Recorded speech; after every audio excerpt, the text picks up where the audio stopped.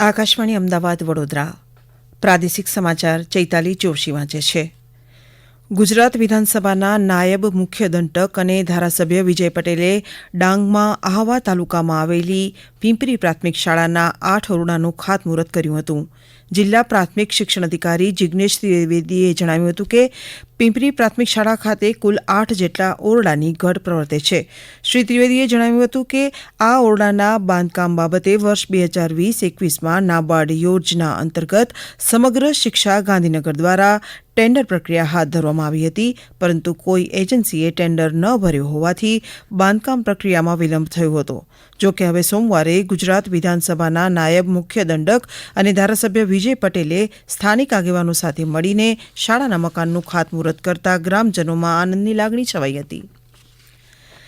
આરોગ્ય અને પરિવાર કલ્યાણ વિભાગ દ્વારા રક્તપિત્ત દર્દી શોધ અભિયાન અંતર્ગત નર્મદા જિલ્લાના 5 તાલુકામાં 27 પ્રાથમિક આરોગ્ય કેન્દ્ર, 169 આયુષ્યમાન આરોગ્ય મંદિર અને 1 શહેરી આરોગ્ય કેન્દ્ર હસ્તકના તમામ ગામોમાં આશા બહેનો તથા પુરુષ સ્વયંસેવકોની 700 ટીમ દ્વારા ઘરે ઘરે ફરીને રક્તપિત્તના શંકાસ્પદ કેસ શોધવાની કામગીરી ચાલી રહી છે.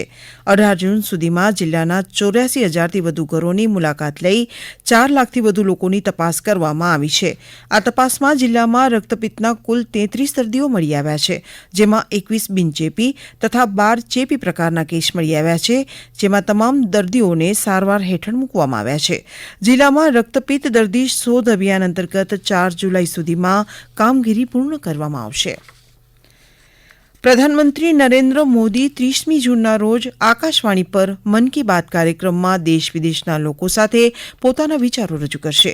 દર મહિનાની અંતિમ રવિવારે પ્રસારિત થતા મન કી બાત કાર્યક્રમની આ 111મી કડી હશે. સતત ત્રીજી વાર પ્રધાનમંત્રી તરીકે ચૂંટાયા બાદ પ્રથમવાર મન કી બાત કાર્યક્રમ પ્રસારિત થશે. આ માટે લોકો ટોલ ફ્રી નંબર 1-800-11-7800 પર તેમના વિચારો અને સૂચનો 28મી તારીખ સુધીમાં નરેન્દ્ર મોદી એપ અથવા માય જીઓવી ઓપન ફોરમ દ્વારા મોકલી શકશે. મન કી બાત કાર્યક્રમનું પ્રસારણ આકાશવાણી અને દૂરદર્શનના સંપૂર્ણ નેટવર્ક, AIR ન્યૂઝ વેબસાઇટ અને news on air mobile app પર કરવામાં આવશે. AIR ન્યૂઝ, DD ન્યૂઝ, પ્રધાનમંત્રી કાર્યાલય તથા માહિતી અને પ્રસારણ મંત્રાલયની યુટ્યુબ ચેનલો પરથી તેનું જીવંત પ્રસારણ કરવામાં આવશે. આકાશવાણી મન કી બાતના હિન્દી પ્રસારણ બાદ તરત જ પ્રાદેશિક ભાષાઓમાં તેનું જીવંત પ્રસારણ થશે. રાજ્યના હવામાન વિભાગે આજે વડોદરા, છોટાઉદેપુર, નર્મદા, ભરૂચ, ડાંગ, સુરત, તાપી, નવસારી અને વલસાડ અને દમણ, દાદરાનગર હવેલી સહિતના જિલ્લાઓમાં હળવાથી ભારે વરસાદની આગાહી કરી છે. રાજ્યના અનેક જિલ્લાઓમાં અત્યાર સુધીમાં વરસાદ થવાથી ગરમીમાં આંશિક રાહત મળી છે.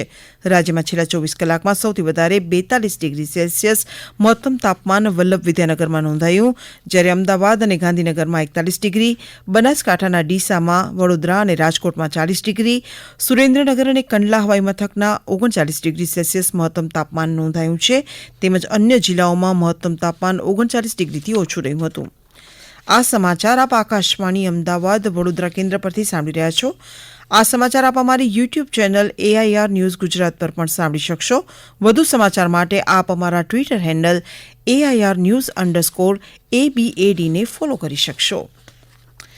કચ્છમાં સીમા સુરક્ષા દળે વિદાકોટ પાસેથી એક પાકિસ્તાની ઘૂસણખોરને ઝડપી પાડ્યો હતો. કચ્છના અમારા પ્રતિનિધિ હેમાંગ પટણી જણાવે છે કે સીમા સુરક્ષા દળના જવાનો પેટ્રોલિંગ કરી રહ્યા હતા તે દરમિયાન સરહદ પર ઘૂસણખોરી કરતા પાકિસ્તાની શખ્સને પકડી લીધો હતો. હાલમાં આ પાકિસ્તાની ઘૂસણખોરની વધુ તપાસ હાથ ધરવામાં આવી રહી છે. સુરેન્દ્રનગર જિલ્લામાં આગામી 23 જૂનથી 25 જૂન દરમિયાન પોલિયો રસીકરણ અભિયાન યોજાશે. આ કાર્યક્રમમાં 2,16,016 બાળકોને પોલિયાની રસી આપીને સુરક્ષિત કરવામાં આવશે. આ સમગ્ર કાર્યક્રમને સફળ બનાવવા માટે કલેક્ટર કચેરીના સભાખંડ ખાતે જિલ્લા કલેક્ટર KC સંપટની અધ્યક્ષતામાં જિલ્લા કાર્યદળ સમિતિની બેઠક યોજાઈ હતી.